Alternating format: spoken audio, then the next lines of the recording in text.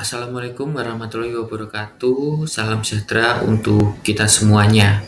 Baik, berjumpa lagi bersama saya, Bapak Obed Adi Nugroho, di dalam pembelajaran PPKN. Baik, pada pertemuan hari ini kita akan membahas yaitu tentang ketentuan Undang-Undang Dasar Negara Kesatuan Republik Indonesia tahun 1945 dalam kehidupan berbangsa dan juga bernegara. Anak-anakku, sebagaimana yang kita ketahui bahwasanya Undang-Undang Dasar itu adalah konstitusi yang dimiliki oleh Indonesia, di mana Undang-Undang Dasar itu menjadi sebuah dasar hukum yang mengatur di dalam berbagai kehidupan berbangsa dan juga bernegara. Nah, salah satunya adalah ketentuan yang mengatur tentang wilayah Indonesia dan juga warga negara, di mana dua hal tersebut nanti yang akan kita bahas pada pembelajaran hari ini.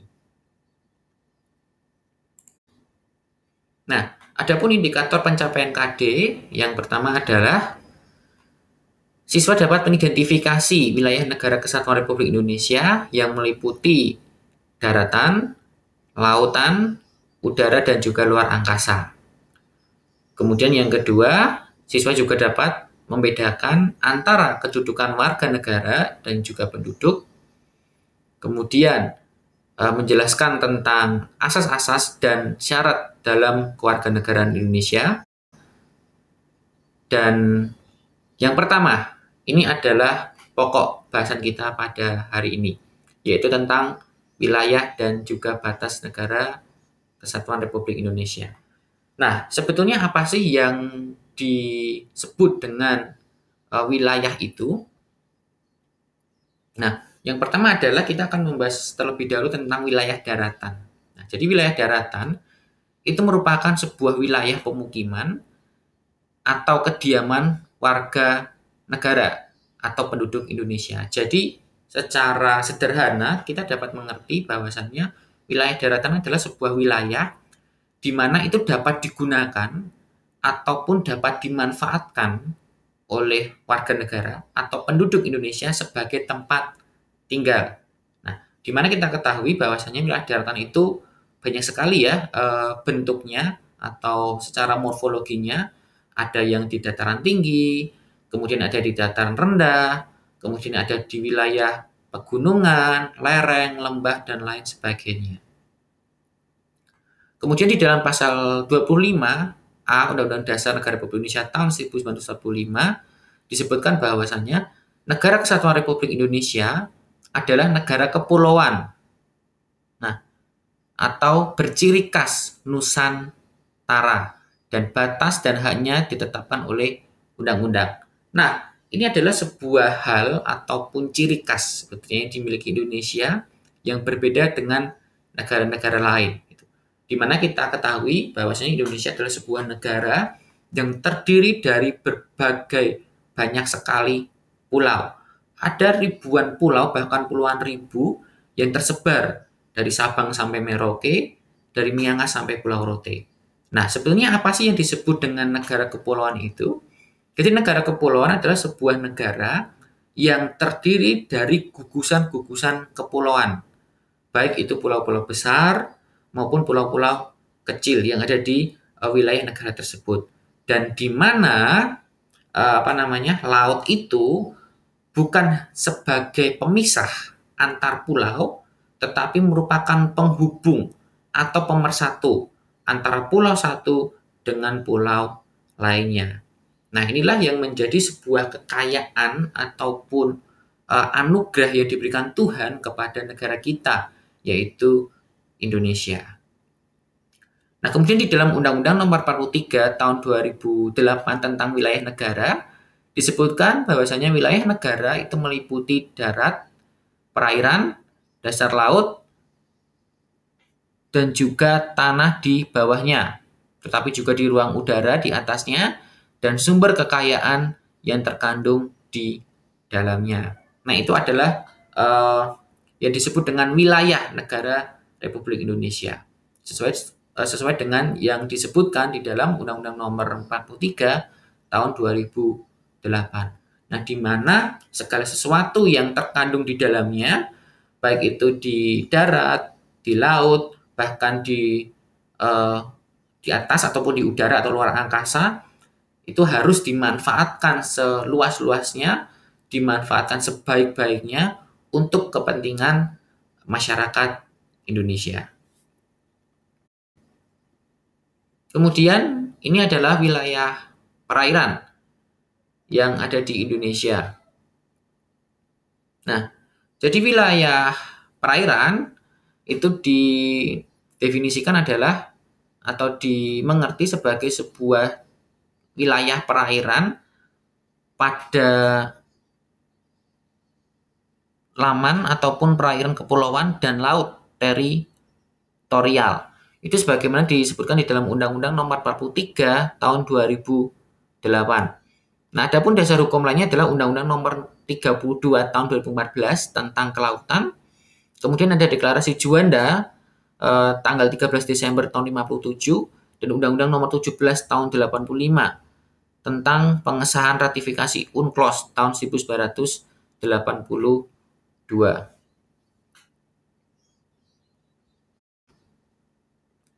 Nah, wilayah perairan Indonesia sendiri dibagi dalam beberapa wilayah ataupun pembagian. Yang pertama adalah laut teritorial. Nah, apa sih sebenarnya laut teritorial itu? Jadi, laut teritorial itu merupakan garis kayal yang berjarak 12 mil dari dasar garis sebuah pulau begitu, yang itu ditarik ke arah laut lepas, di mana 1 mil itu setara dengan 1,852 km. Jadi laut teritorial itu merupakan garis kayal. Garis kayal itu artinya sebuah garis yang itu tidak nampak gitu, atau garis imajiner gitu. Nah, di mana garis kayal ini berjarak 12 mil dari garis dasar ke arah laut lepas gitu. Jadi jika ada sebuah pulau begitu, pulau terluar dari Indonesia, dan laut teritorial itu diukur dari sebuah wilayah daratan pulau tersebut ketika laut surut kemudian ditarik sepanjang 12 mil itu. Nah, di sini kalian bisa lihat ya, misalnya di sini ada sebuah pulau begitu, dan ini adalah pulau terluar Indonesia. Kemudian ketika laut surut, di mana garis ini kemudian ditarik ke arah laut lepas gitu, dengan jarak 12 mil laut. Nah, di mana laut teritorial ini adalah sebuah wilayah perairan di mana negara yang memiliki laut teritorial tersebut memiliki kedaulatan penuh gitu. Nah, jadi tidak boleh ada kapal-kapal asing ataupun kapal-kapal berbendera luar negeri, baik itu nelayan ataupun kapal militer, untuk memasuki wilayah teritorial sebuah negara tanpa seizin dari negara tersebut gitu. Termasuk pencurian ikan ya, ataupun pengeksploitasian hasil laut gitu. Nah, ini juga menjadi perdebatan juga, atau menjadi sebuah masalah. Bagaimana Pak jika sebuah negara itu berdampingan dengan negara lain, kemudian jaraknya itu kurang dari 24 mil. Misalnya ya, Indonesia berbatasan dengan Malaysia begitu. Nah, lalu bagaimana cara menarik laut teritorialnya? Ya berarti kalau sebuah negara itu berdampingan dan jarak laut teritorialnya itu kurang dari 24 mil, maka garis teritorial tersebut ditarik sama jauh dari garis masing-masing negara tersebut. Misalnya, jarak laut teritorial antara Indonesia dan Malaysia itu misalnya 14 mil. Berarti dari Indonesia ditarik 7 mil, kemudian dari Malaysia ditarik 7 mil. Jadi ditarik sama-sama lebarnya. Kemudian yang kedua adalah zona landas kontinen, yaitu batas dasar laut yang diukur dari garis dasar, yaitu sejauh 200 mil laut dengan kedalaman kurang dari 150 meter. Jadi landas kontinen itu adalah sebuah dasar laut gitu, yang secara geologis maupun morfologis itu merupakan lanjutan dari sebuah kontinen atau benua, di mana kedalaman lautannya ini kurang dari 150 meter. Nah, Indonesia itu terletak di dua buah landasan kontinen, yaitu landasan kontinen Asia dan landasan kontinen Australia. Nah, adapun batas landasan kontinen ini diukur dari garis dasar paling jauh itu 200 mil laut. Nah, jika ada dua negara atau lebih menguasai lautan di atas landasan kontinen, maka sama seperti laut teritorial tadi, batas negara tersebut ditarik sama jauhnya dari garis dasar masing-masing negara. Nah, di mana batas landasan kontinen ini negara itu memiliki hak ya untuk memanfaatkan sumber-sumber daya alam yang terkandung di dalamnya dengan kewajiban untuk menyediakan alur pelayaran lintas damai. Nah, itu adalah pengertian dari zona landas kontinen. Nah, kemudian yang ketiga itu ada zona ekonomi eksklusif atau ZEE. Nah, di mana ZEE ini adalah jalur laut selebar 200 mil ke arah laut terbuka yang diukur dari garis dasar.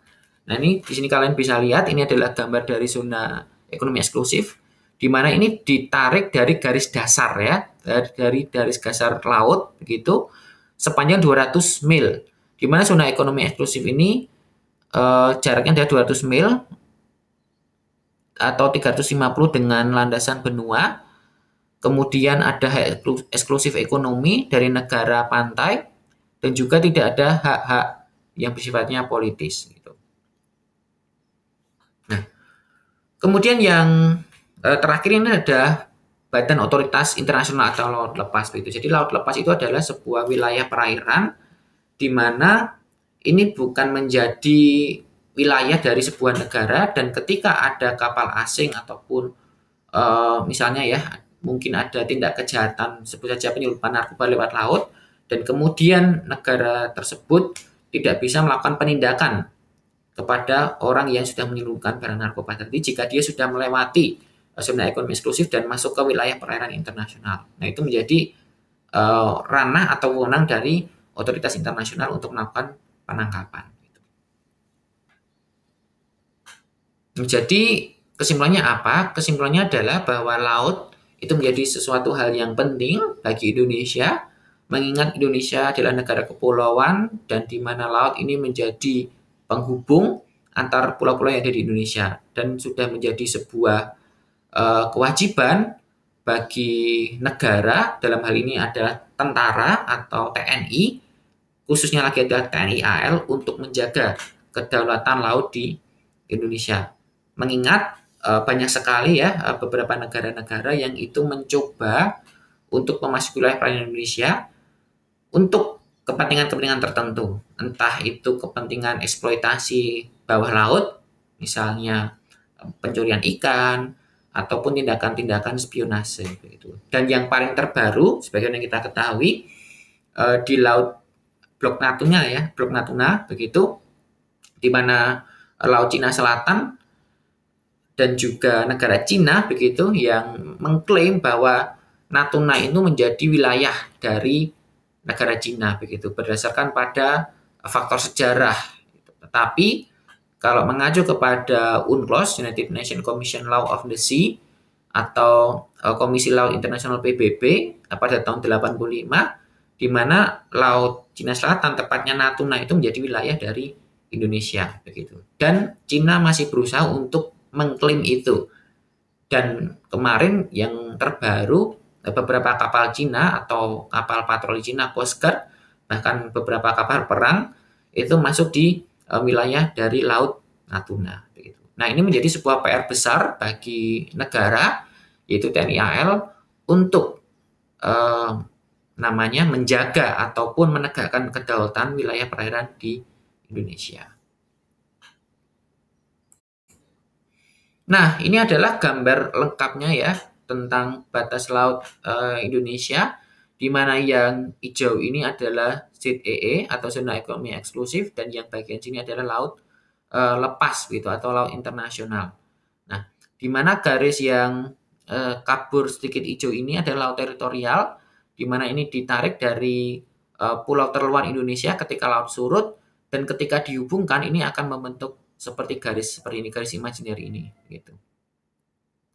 Nah, kemudian ini adalah beberapa juga zona laut teritorial yang yang mengapit dua negara, misalnya di Indonesia dan juga Malaysia, maka sebagaimana saya jelaskan tadi, maka jaraknya diatur sama lebarnya begitu.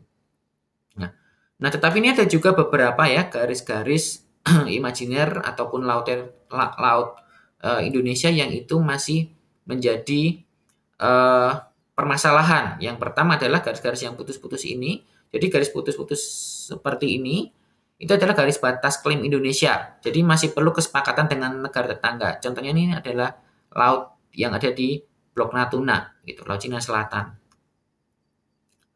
Kemudian ini ada juga beberapa garis batas hasil kesepakatan dengan negara tetangga. Misalnya ini Indonesia dengan India, kemudian Indonesia dengan Filipina, kemudian Indonesia dengan Timor Leste. Gitu.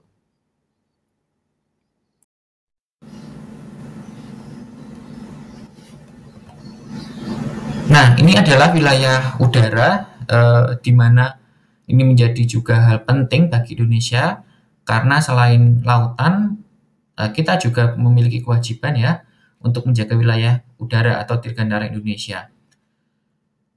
Jadi wilayah udara adalah wilayah kedaulatan udara di atas wilayah daratan dan juga perairan Indonesia sebagaimana yang tertuang di dalam PP nomor 4 tahun 2018. Jadi secara sederhana ya, bahwasanya wilayah udara adalah wilayah dirgantara atau wilayah udara Indonesia yang letaknya itu di atas wilayah daratan maupun wilayah perairan. Misalnya contohnya ini adalah daratan, wilayah udara berarti ini ditarik ke atas begitu. Nah, kalau ini perairan berarti ini juga ditarik ke atas. Kemudian negara kesatuan Republik Indonesia itu juga berdaulat penuh dan eksklusif atas wilayah udara Republik Indonesia sebagaimana tertuang di dalam Undang-Undang Nomor 1 Tahun 2009. Kemudian dasar hukumnya lagi adalah Undang-Undang Nomor 1 Tahun 2009 tentang penerbangan dan juga PP Nomor 4 Tahun 2018 tentang pengamanan wilayah udara Republik Indonesia. Nah, ini ada beberapa teori-teori tentang wilayah udara. Yang pertama adalah teori keamanan. Jadi teori keamanan ini menyatakan bahwa negara memiliki kedaulatan atas wilayah udaranya yang dibatasi dengan kebutuhan untuk menjaga keamanan. Tahun 1901, batas keamanan udara itu ditentukan 1.500 meter, tetapi pada tahun 1910 kemudian diubah menjadi 500 meter. Gitu. Jadi batas ataupun ketinggian dari sebuah wilayah udara itu pada awalnya itu 1.500 meter, kemudian berubah menjadi 500 meter. Jadi sebuah negara itu hanya dapat menguasai atau memiliki kedaulatan penuh atas wilayah udaranya setinggi ataupun sejauh 500 meter begitu. Kemudian yang kedua adalah teori lagi yaitu teori penguasaan.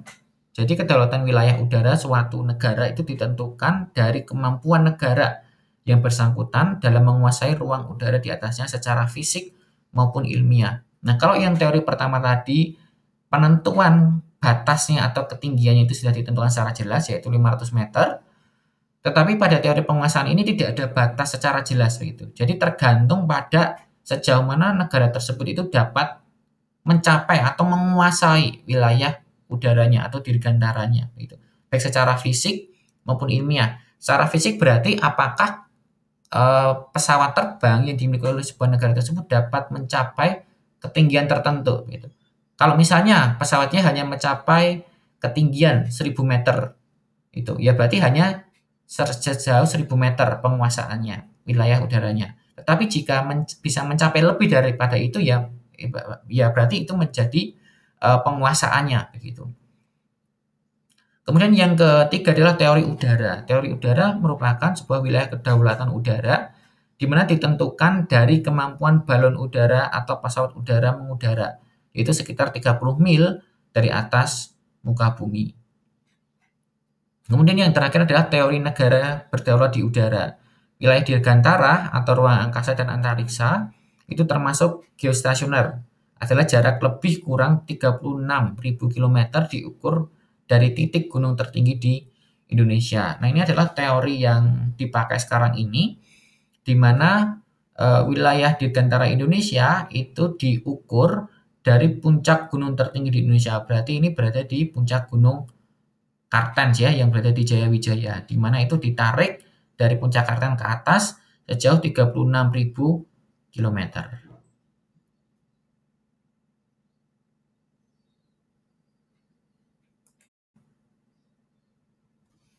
Nah, kemudian kita akan memasuki ketentuan tentang warga negara dan juga penduduk.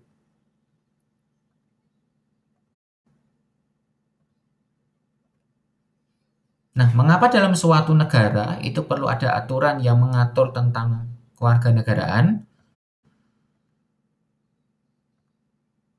Nah, jadi sebagaimana yang sudah diatur di dalam Deklarasi Hak Asasi Manusia di dalam pasal 15 itu disebutkan bahwa setiap orang itu mempunyai hak atas kewarganegaraan. Jadi kewarganegaraan itu merupakan sebuah hak yang itu dimiliki oleh setiap orang untuk memiliki kewarganegaraan. Jadi dia bisa memilih kewarganegaraan sebagaimana yang dia kehendaki. Ada beberapa alasan penting kenapa kewarganegaraan itu jadi hal yang penting atau dibutuhkan bagi seseorang. Yang pertama adalah kewarganegaraan itu sebagai identitas dari seseorang. Tentu ini juga menjadi hal yang hal yang krusial ya, mengingat banyak sekali warga negara yang ada di dunia ini yang mereka ini bingung sebetulnya dia warga negara mana, khususnya negara-negara yang terlanda konflik begitu. Jadi ada beberapa warga negara misalnya sebut saja di Palestina, kemudian yang berada di Suriah, kemudian yang ada di Pakistan dan lain sebagainya yang merupakan negara-negara konflik.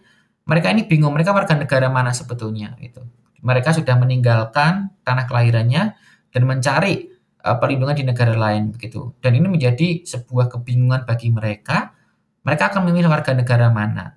Nah, jadi kewarganegaraan itu menjadi sebuah hal yang penting untuk menunjukkan identitas bagi seseorang dan di mana itu akan berimplikasi atau berdampak pada pemenuhan hak-hak yang akan mereka dapatkan dan juga kewajiban yang harus mereka penuhi sebagai warga negara. Kemudian yang kedua itu sebagai jaminan untuk mendapatkan hak pendidikan, ekonomi, politik, budaya, kesehatan, perlindungan, dan lain-lain. Kemudian yang terakhir adalah kewarganegaraan itu menentukan kewajiban dari seseorang.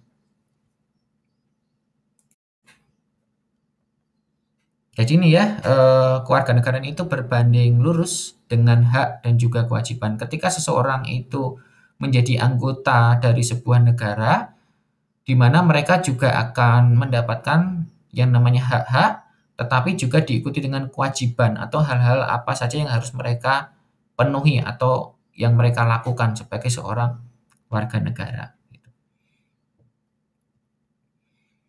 Nah, kemudian apa sih bedanya antara warga negara dan juga penduduk? Jadi yang membedakan antara warga negara dan juga penduduk pertama adalah satu, domisilinya begitu.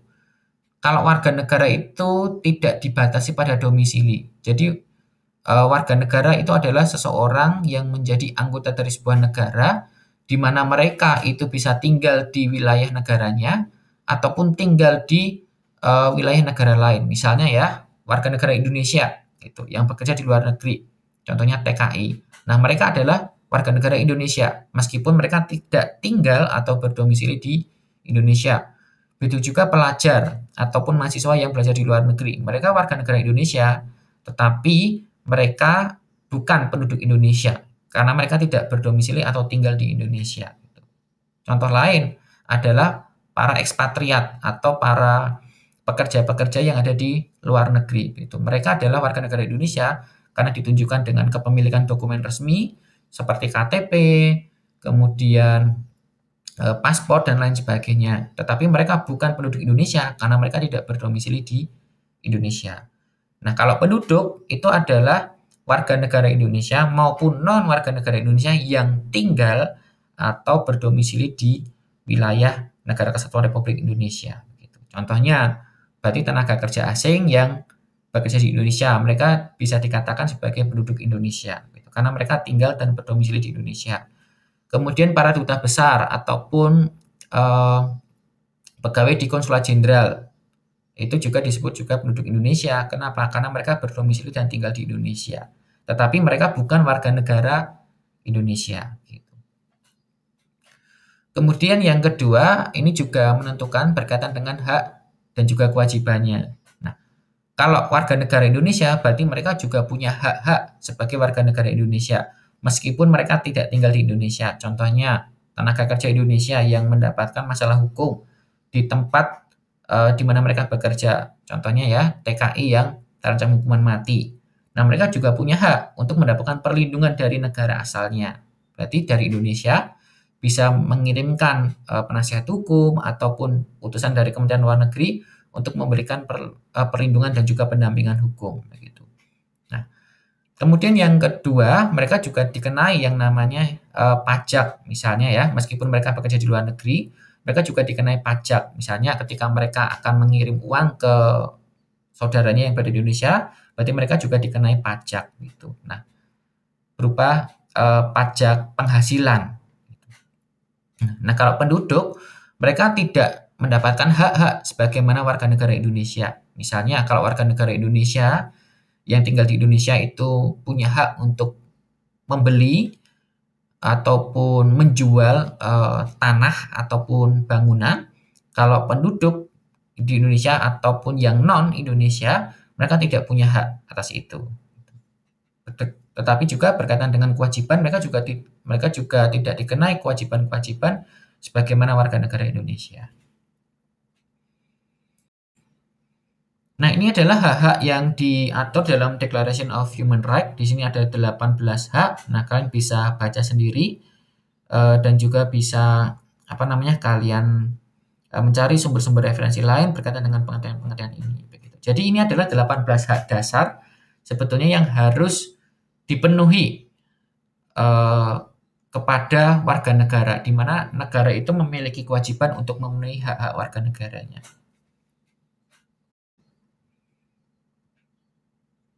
Nah, adapun dasar hukum dari warga negara itu diatur di dalam Undang-Undang Nomor 12 Tahun 2006 tentang Kewarganegaraan Republik Indonesia. Jadi warga negara adalah warga dari suatu negara yang ditetapkan berdasarkan peraturan perundang-undangan. Sedangkan kewarganegaraan itu adalah segala hal atau ihwal yang berhubungan dengan warga negara.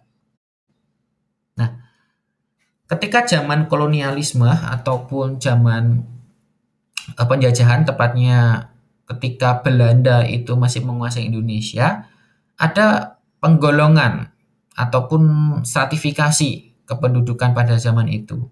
Ada 3. Yang pertama, ada golongan Eropa. Jadi golongan Eropa ini adalah golongan penduduk yang berada di wilayah Hindia Belanda, yaitu nama Indonesia pada saat itu, yang mereka berasal dari bangsa Belanda itu sendiri.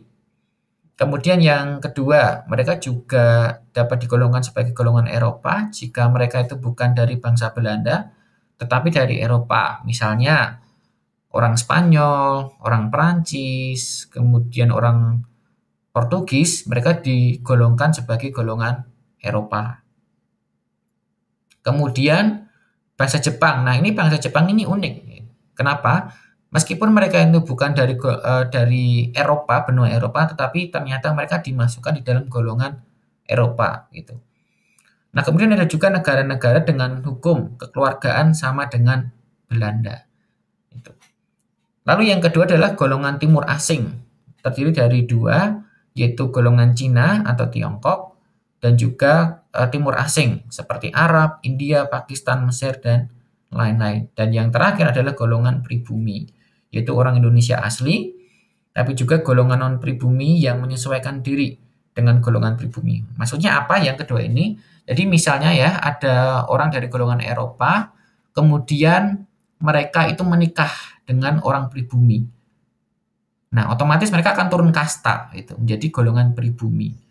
Ataupun bisa juga orang-orang golongan Eropa, tetapi mereka ingin untuk dimasukkan dalam golongan pribumi. Kenapa? Karena mereka mungkin mereka tidak suka dengan orang-orang Eropa pada saat itu, karena mengingat ya banyak beberapa orang-orang Belanda begitu, yang justru mereka itu menentang pemerintahan kolonialisme. Sebut saja Douwe Dekker gitu. Dia adalah orang dari golongan Eropa, yaitu orang Belanda, tetapi memilih untuk menjadi orang pribumi. Kenapa? Karena Douwe Dekker itu dia memilih untuk memperjuangkan kemerdekaan bagi Indonesia. Dan kemudian mereka ataupun Douwe Dekker tersebut dimasukkan sebagai golongan pribumi karena dia menyesuaikan diri dengan golongan-golongan pribumi. Nah, dari 3 golongan kependudukan pada saat itu, mana yang paling rendah? Jelas dari golongan pribumi, di mana golongan pribumi ini mendapatkan perlakuan yang berbeda dengan golongan-golongan yang lain dan juga mendapatkan diskriminasi gitu dari golongan Eropa dan juga golongan Timur Asing.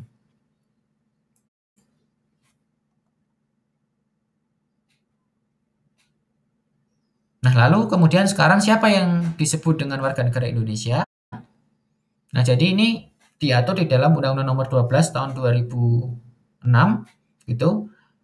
Di dalam pasal 2 yang menjadi warga negara Indonesia adalah orang-orang bangsa Indonesia asli dan orang-orang bangsa lain yang disahkan dengan undang-undang sebagai warga negara. Jadi yang disebut sebagai orang Indonesia asli adalah orang-orang yang Indonesia asli, yaitu orang-orang yang sejak kelahirannya itu di Indonesia secara keturunannya, tetapi bisa juga orang-orang dari bangsa lain yang itu disahkan oleh undang-undang sebagai warga negara. Dan juga di dalam pasal 4 ada beberapa ketentuan yang disebut sebagai warga negara Indonesia. Nah, kalian bisa baca dan juga pelajari sendiri.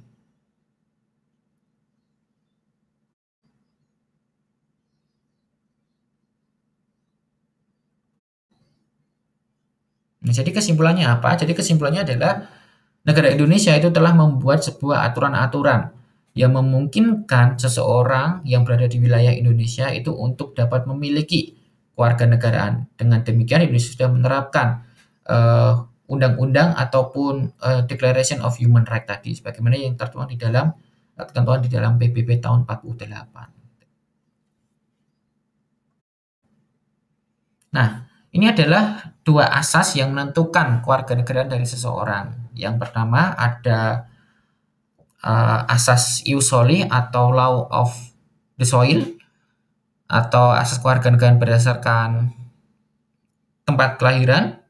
Dan yang kedua ada asas ius sanguinis atau law of the blood, yaitu asas kewarganegaraan berdasarkan keturunan. Nah, apa bedanya? Asas ius soli adalah sebuah asas kewarganegaraan yang menentukan seseorang itu di mana dia lahir. Nah, contohnya Amerika. Amerika itu adalah sebuah negara gitu yang menganut asas kewarganegaraan ius soli. Jadi, siapapun orang dari warga negara manapun jika orang tersebut atau pasangan tersebut suami istri di mana itu memiliki anak yang lahir di Amerika Serikat, maka otomatis anak tersebut menjadi warga negara Amerika Serikat. Itu. Tetapi berbeda dengan Indonesia yang menurut asas ius sanguinis gitu, di mana ini berdasarkan pada keturunan. Jadi misalnya ya ada orang Belanda yang di Indonesia, tinggal di Indonesia, kemudian melahirkan anak. Nah, anaknya ini tidak diakui sebagai warga negara Indonesia karena Indonesia menganut asas ius sanguinis. Tetapi anak tersebut diakui sebagai anak dari warga negara Belanda gitu. Jadi kalau ius soli itu asas kewarganegaraan berdasarkan tempat kelahiran, tetapi kalau asas ius sanguinis itu berdasarkan pada garis keturunan.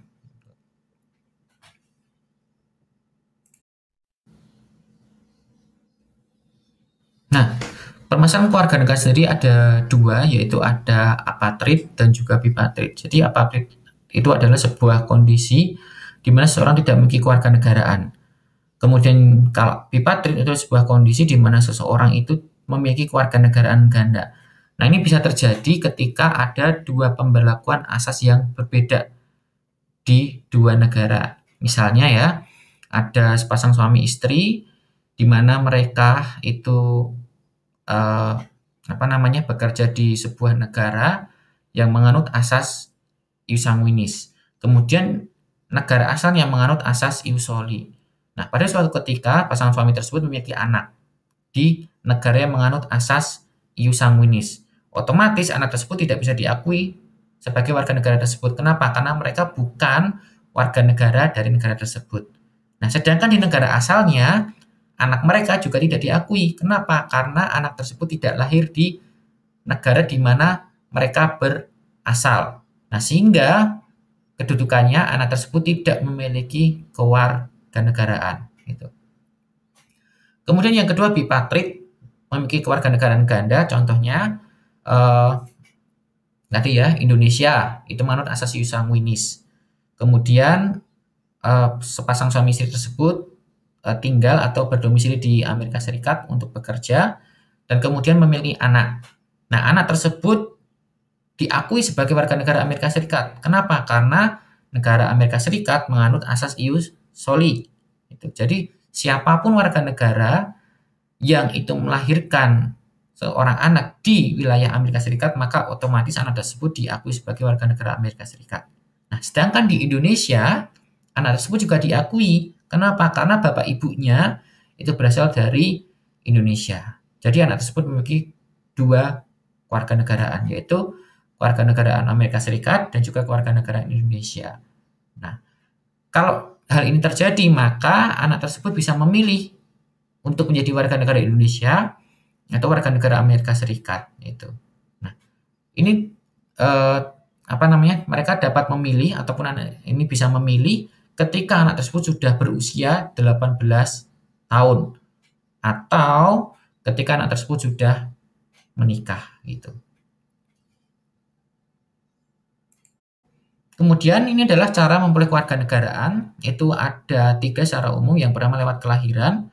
Jadi misalnya ya Indonesia itu menganut asas kelahiran di mana orang-orang Indonesia asli yang kemudian mempunyai anak, otomatis anak tersebut adalah warga negara Indonesia.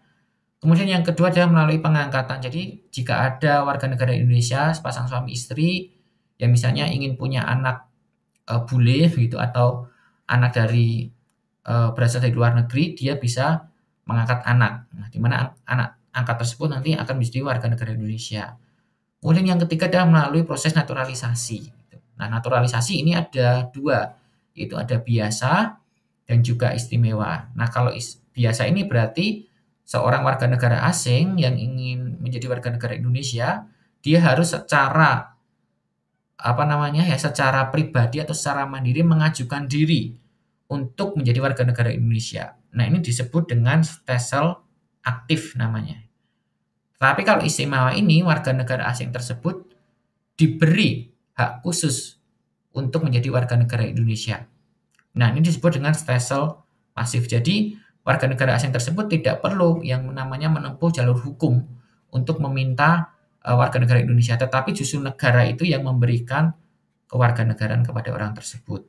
Nah, di mana warga negara asing ini dia juga punya hak yang lain, yaitu hak untuk menerima ataupun menolak pemberian dari kewarganegaraan Indonesia. Nah, biasanya naturalisasi istimewa ini diberikan kepada orang-orang yang dianggap berjasa kepada negara. Contohnya ya para atlet itu. Nah, kemudian hal-hal apa saja yang menyebabkan hilangnya kewarganegaraan Indonesia? Itu ada 9. Yang pertama, karena memperoleh kewarganegaraan lain atas kemauan sendiri, berarti orang tersebut secara sukarela untuk melepaskan kewarganegaraan Indonesia. Lalu yang kedua, tidak menolak ataupun tidak melepaskan kewarganegaraan lain. Misalnya ya, contohnya tadi ada seseorang yang punya kasus bipatrik atau 2 kewarganegaraan, dan dia tidak mau melepaskan kewarganegaraan yang satunya, maka otomatis dia juga akan kehilangan kewarganegaraan Indonesia. Karena Indonesia tidak menganut yang namanya kewarganegaraan ganda. Kemudian yang ketiga, mengajukan permohonan kepada pemerintah Indonesia dan dikabulkan oleh Presiden. Ini untuk melepaskan kewarganegaraan. Kemudian yang keempat, akan kehilangan kewarganegaraan jika yang bersangkutan masuk dalam dinas tentara asing tanpa izin terlebih dahulu dari Presiden. Kemudian secara sukarela masuk dalam dinas negara asing dan mendapatkan jabatan tertentu. Kemudian menyatakan janji setia kepada negara asing atau bagian dari negara asing tersebut. Terus dalam pemilihan sesuatu yang bersifat ketatanegaraan untuk suatu negara asing, contohnya seperti mengikuti pemilu, kemudian memiliki paspor atau surat sejenis dari negara asing atau surat tanda kewarganegaraan dari negara lain, dan kemudian yang kesembilan tidak tinggal di luar negeri selama 5 tahun berturut-turut dalam rangka dinas negara dan tidak memberitahu kepada kedutaan besar atau konsulat jenderal bahwa dirinya tetap ingin menjadi warga negara Indonesia. Nah, itu adalah aturan-aturan yang mengatur hilangnya kewarganegaraan Indonesia. Oke, baik, mungkin itu saja yang bisa saya sampaikan untuk pembelajaran pada hari ini. Mohon maaf apabila ada salah kata di dalam saya menyampaikan pembelajaran pada hari ini. Sampai berjumpa dalam pembelajaran PPKN berikutnya. Wassalamualaikum warahmatullahi wabarakatuh.